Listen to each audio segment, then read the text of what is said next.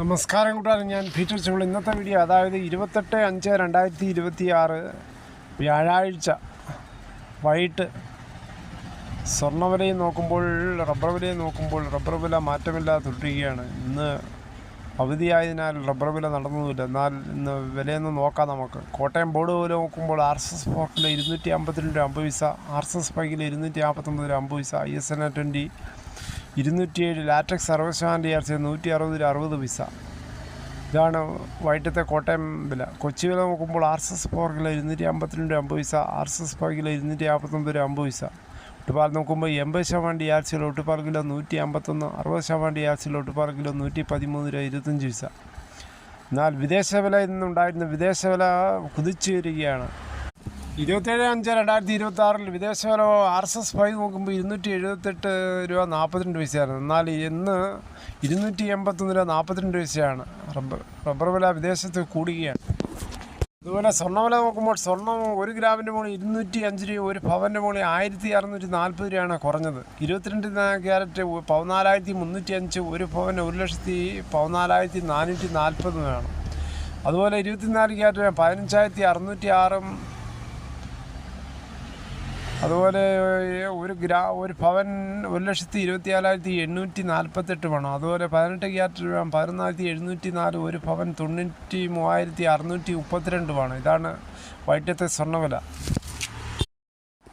US Iran സംഘർഷം സ്വർണ്ണവില ഇന്ന് ഇടിഞ്ഞു. രാജ്യാന്തര വിപണിയുടെ ചൂട് പിടിച്ചാണ് കേരളത്തിലും വീഴ്ച. പശ്ചിമേഷ്യൻ സംഘർഷത്തിന് അയവില്ലെങ്കിൽ വില കൂടുതൽ ഇടിയാനാണ് സാധ്യത. ഇനി അങ്ങോട്ട് കാലാവസ്ഥാ വ്യതിയാനങ്ങളൊക്കെ മാറി ഇനി മഴക്കാല സീസണാണ്. മുൻ മന്ത്രിയും ആറന്മുള മുൻ MLA ഒക്കെ ആയിരുന്ന വീണ ജോർജിൻ്റെ കുടുംബവും സഞ്ചരിച്ച ഇന്നോവ കാറ് അപകടത്തിൽപ്പെട്ടു. കനത്ത മഴയെ തുടർന്ന് റോഡിൽ നിന്ന് വാഹനം നിയന്ത്രണം വിട്ട് തെന്നിമാറി സമീപത്തുള്ള ഇലക്ട്രിക് പോസ്റ്റിലും റോഡരികിൽ പാർച്ചിരുന്ന ഇരുചക്ര വാഹനത്തിൽ ഇടിക്കുകയായിരുന്നുവെന്ന് പ്രാഥമിക നിഗമനം. ആരോഗ്യമന്ത്രിക്കും കുടുംബത്തിനും പരിക്കുകൾ ഗുരുതരമല്ലെന്നാണ് റിപ്പോർട്ടുകൾ സൂചിപ്പിക്കുന്നത്. അപകടത്തിൽ വാഹനത്തിൻ്റെ മുൻഭാഗം പൂർണ്ണമായും തകർന്ന നിലയിലാണ്.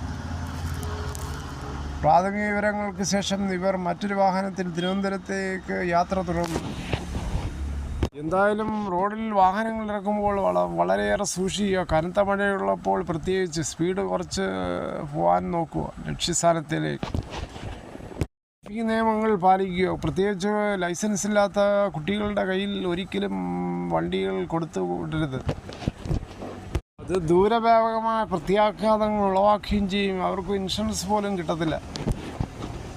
ഇതോടുകൂടി ഈ വീഡിയോയുടെ പൂർണ്ണമാകുന്നു. ഇത്രയും സമയം ക്ഷമയോടെ കേട്ടിരുന്ന് വളരെയധികം നന്ദി. നിങ്ങൾക്ക് ഇഷ്ടമായെങ്കിൽ ഒരു ലൈക്കും ഒപ്പം നിങ്ങളുടെ വിലയേറിയ അഭിപ്രായങ്ങൾ സബ്സ്ക്രൈബ് ചെയ്യാൻ മറക്കല്ലേ.